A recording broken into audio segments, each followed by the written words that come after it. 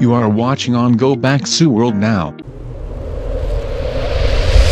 정치적 올바름, 말의 표현이나 용어의 사용에서 인종, 민족, 언어, 종교, 성차별 등의 편견이 포함되지 않도록 하자는 주장. 특히 다민족 국가인 미국 등에서 정치적인 관점에서 차별, 편견을 없애는 것이 올바르다고 하는 의미에서 사용하게 된 용어. 지난 몇 년 동안 한국 문화계에서 가장 뜨거웠던 화두는 제 생각에는 PC 같습니다. 물론 해외에서는 논란의 중심이 된 게 10년도 훨씬 넘었죠.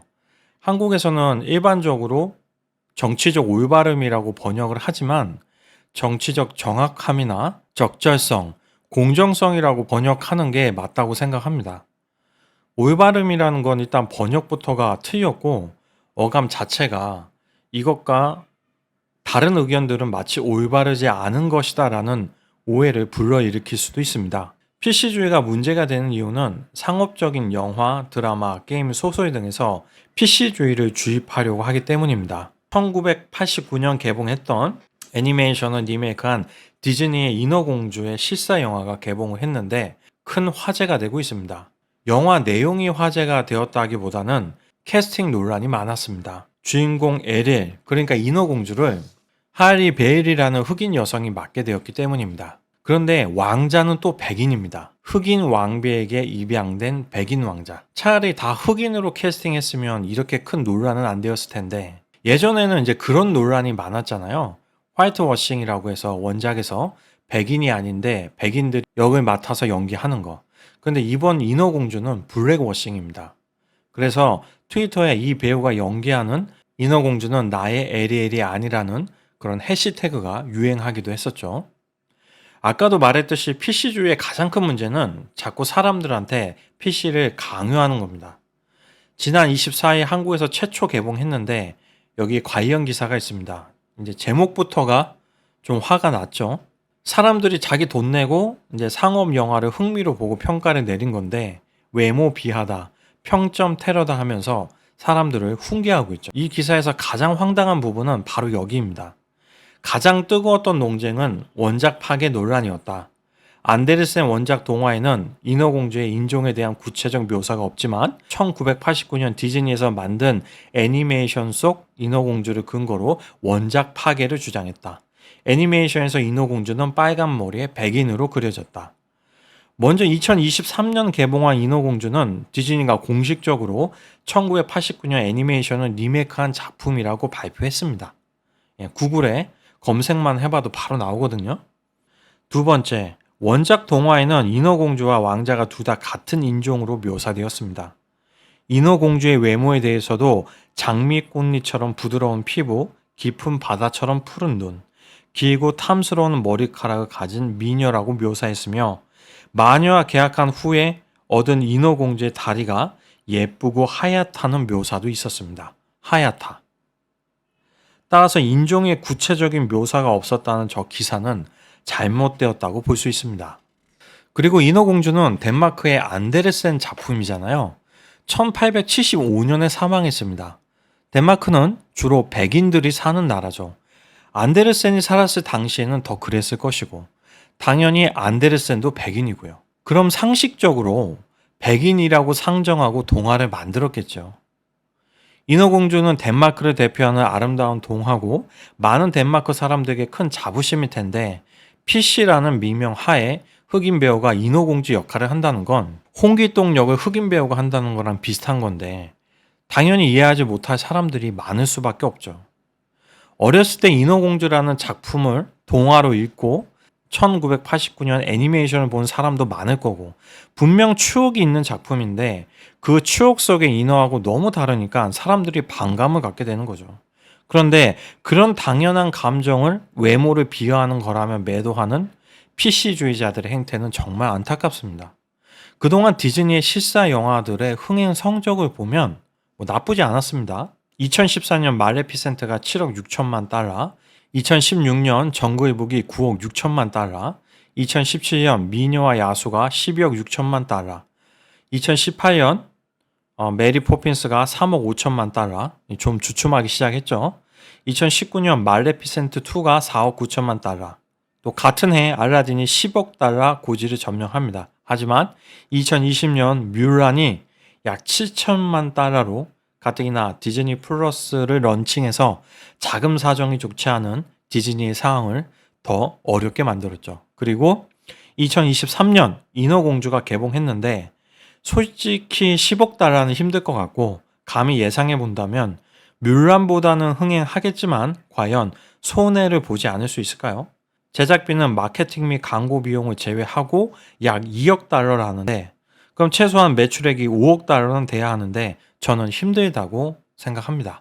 한 가지 재미있는 사실은 여성은 남성보다 인어공주라는 영화에 더 호의적이라는 겁니다. 아까 외모 비하, 평점 테러 기사도 여자가 작성한 기사고 네이버 관람객 평점을 보면 의아할 만큼 평점 차이가 큰 것을 볼 수 있습니다. 한국 여자 관객들은 남자들보다 흑인 인어에 덜 불편하고 더 공감하는 것 같습니다. 하리 베일리는 아바타 코스프레이도 했었는데 잘 어울립니다. 이런 게 본인한테 어울리는 역이죠.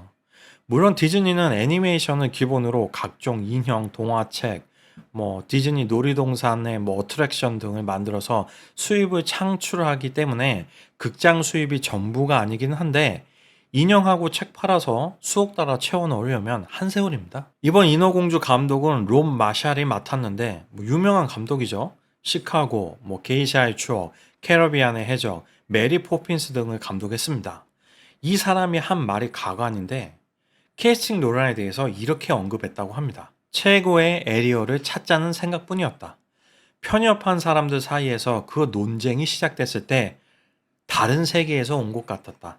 에리어를 흑인으로 정해놓고서 캐스팅을 했던 걸로 알고 있는데 마치 인종의 구별 없이 찾다가 최고로 어울리는 사람을 찾은 거라는 뉘앙스로 말을 하고 있죠. 그리고 자신의 생각과 다른 사람들은 모두 편협하다고 매도하고 있습니다. 전형적인 예술가의 오만과 선민의식이 느껴지는 발언입니다. 이건 트위터에 어떤 누리꾼이 올린 글인데 이게 대부분의 사람들의 생각을 잘 대변하고 있는 것 같습니다. 만약 흑인 인어들이 등장하는 다른 영화를 만들었다면 아름다울 것이라 생각하지만 우리가 자라면서 모두 사랑한 영화를 왜 완전히 바꾸는 건가요? 더 심각한 문제는 디즈니가 실사 영화를 통해서 PC주의를 확산시키고자 하는 신념을 멈추지 않고 있다는 것입니다. 디즈니가 백설공주를 실사 영화로 만드는데 제목이 이제 스노우 화이트잖아요. 눈처럼 하얀 거죠. 그런데 히스패닉 쪽에서 돈을 벌고 싶은지 레이첼 지글러라는 배우가 주연을 맡았습니다. 어머니는 콜롬비아, 아버지는 폴란드계라고 하던데 피부색으로만 보면 완전 히스패닉이죠. 정말 가면 갈수록 디즈니의 오만함에 어떻게 반응해야 할지 모르겠습니다. 백설공주는 제목에 아예 외모가 정해져 있는 거잖아요. 디즈니 플러스 영화로 피터팬과 웬디도 준비를 하고 있는데 요정 팅커벨이 또 흑인으로 블랙워싱을 당했습니다. 분명히 내 기억 속의 팅커벨은 이런 모습이었는데 저는 흑인이나 라틴계가 어떤 중요한 배역을 맡는 게 잘못되었다고 말하는 게 아니라 새로운 작품을 만들어서 유색 인종한테 맡기면 되거든요. 그런데 PC주의자들은 자꾸 사람들이 가지고 있는 추억을 망치려고 해요. 마블 스튜디오도 디즈니가 2009년에 인수한 이후로 페이지 3까지는 그런 대로 볼만 했는데 요즘은 과간이죠. 저는 엔드게임 이후로는 그러니까 페이지 3 이후로는 스파이더맨하고 닥터 스트레인지만 본 것 같습니다. 스파이더맨하고 닥터 스트레인지 안에서도 PC의 그런 영향이 적지 않았죠. 제 기억 속에 MJ는 커스틴 던스트, 그 외에는 엠마 스톤인데 가운데 배우도 물론 아름답지만 우리가 생각하는 MJ나 그웬하고는 거리가 있죠. 차라리 마일스의 스파이더맨 시리즈가 영화되면 거기 나오든가. 디즈니는 2012년 루카스 필름을 인수하면서 스타워즈 시리즈도 손에 넣었습니다. 스타워즈는 저도 굉장히 좋아하는 시리즈인데 요즘 스타워즈 영화는 말하면 욕만 나오죠. 딱 이 사진 두 장만 비교해 보면 무슨 문제인지 정확하게 알 수 있습니다. 더 이상 다른 말이 필요 없습니다. 디즈니가 많은 반발에도 불구하고 이처럼 막무가내로 인종 다양성을 추구하는 이유는 시장 확장 전략으로 봐야 합니다. 백인 캐릭터로는 시장 확장에 한계가 있을 수밖에 없으니까요. 그래서 유색 인종을 적극적으로 활용하는 것 같은데 과연 성공적일까요? 디즈니의 이런 행보에는 OTT의 대중화가 중요한 이유입니다. 미국, 호주 등 영어권 국가의 인기 순위에서 북미 컨텐츠는 80에서 85%를 차지하고 있다고 합니다. 하지만 남미에는 50% 정도밖에 안 됐고 한국과 일본에서는 35%에 불과했다고 합니다. 또 미국 영화협회에 따르면 한 달에 한 번 이상 영화를 보러 가는 아프리카계 미국인은 2012년 이후 27% 늘었지만 백인은 22%가 감소했다고 합니다. 당연히 흑인 배우의 역할 비중이 클수록 더 많은 흑인들이 영화관을 찾게 되겠죠. 백인 중심의 영화나 예능으로는 남미와 아시아 관객을 만족시키지 못하니까 디즈니는 다양한 인종을 캐스팅하는 것입니다. 개인적으로 믿을 수 없지만 블랙팬서 2편이 전 세계적으로 8억 6천만 달러의 흥행 수익을 올렸다고 합니다. 제작비, 광고 등 모든 부대 비용을 제외하고 약 2억 6천만 달러의 순이익을 얻었습니다. 이러니 PC를 고집하는 거겠죠. 하지만 디즈니 주가는 이렇다 할 반등을 보여주지 못하고 있습니다. 디즈니 놀이동산은 정상화가 됐지만 디즈니 플러스가 이익을 내고 있지 못하기 때문에 아마 향후 2, 3년간은 드라마틱한 주가의 반등은 힘들지 않을까 싶습니다. 이런 PC주의 문제는 비단 디즈니만의 문제는 아닙니다. 넷플릭스 브리저튼 드라마를 보면 1800년대 영국 상류 사회에 남성 흑인 귀족이 있죠. 아무리 드라마라도 여성 관객들을 만족시켜주기 위해서겠지만 역사를 지나치게 왜곡해서는 안 된다고 생각합니다. 세종대왕이 중국 사람이고 공자는 일본 사람이고 오다 노부나가는 한국 사람이라고 드라마 만들면 남자 관객들은 즐거워할까요? 그리고 창작이라는 미명 하에 나쁜 것을 좋은 것으로 포장해서도 안 된다고 생각합니다. 현빈이 북한 사람으로 나오는 사랑의 불시착, 공조 같은 작품들도 사람들로 하여금 북한의 위협을 가소평가하게 만들 수 있습니다. 저는 아무리 상업 영화라도 굉장히 나쁜 작품들이라고 생각합니다. 그래도 지금까지 예로 들었던 건 그나마 가상의 인물이잖아요. 지금 넷플릭스에서 퀸 클레오파트라를 볼 수 있는데 클레오파트라를 흑인으로 묘사해서 큰 논란이 있습니다. 저는 이제 어제 봤는데 드라마인 줄 알고 또 블랙워싱이냐 하고 봤는데 다큐멘터리였어요. 영화나 드라마도 그러면 안 될 것 같은데 다큐멘터리인데 클레오파트라를 흑인으로 만들었습니다. 이건 진짜 선을 넘었죠. 실존 인물인데. 이집트는 정말 화가 나서 어떤 TV 방송국에서 이제 클레오파트라에 대한 다큐멘터리를 제대로 만든다고 합니다. 그리고 더 황당한 건 유지하고 설명하기라는 게 있답니다. 과거의 인물이나 사건에 대해서 현재의 기준으로 판단해서 문제가 있다면 그것에 대해서 적극적으로 알린다는 거죠. 토머스 제퍼슨은 미국의 3대 대통령이자 미국 독립선언서 작성에 기여한 건국의 아버지 중 한 명입니다. 1809년 퇴임 후에 고향인 버지니아로 돌아가서 1819년 버지니아 대학교를 설립하고 스스로 학장으로 취임해서 생애 마지막을 후학 양성에 매진했습니다. 대단한 위인이죠. 버지니아 대학교의 학생들이 학교에 있는 제퍼슨의 동상을 철거해 달라고 요구했다고 합니다. 토머스 제퍼슨이 평생 노예를 소유했기 때문에 인종차별주의자라는 겁니다. 링컨이 노예제 폐지를 선언했던 게 제퍼슨이 죽고 수십 년이 지난 1863년입니다.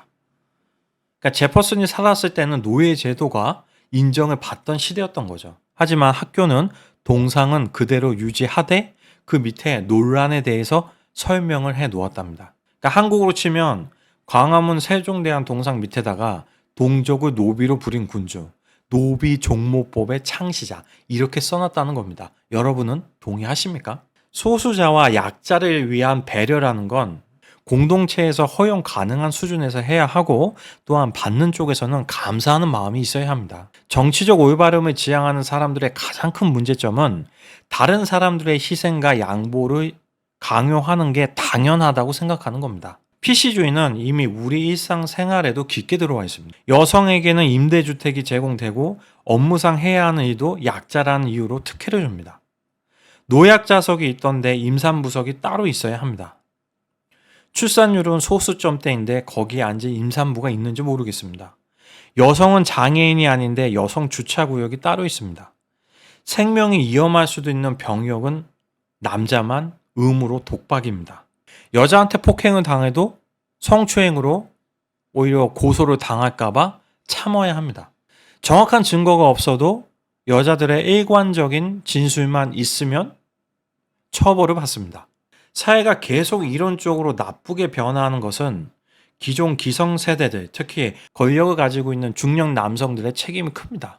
성장할 때는 사회적인 성차별로 이득을 보면서 지금 기성세대가 된 남자들이 여성표를 받아 자기 권력을 유지하기 위해, 또한 자기 딸들에게는 더 유리한 환경을 만들어주기 위해서 이제는 더 이상 과거처럼 성차별로 이득을 보지 못하는 젊은 남성들에게 희생을 강요하는 것이나 다름없기 때문입니다.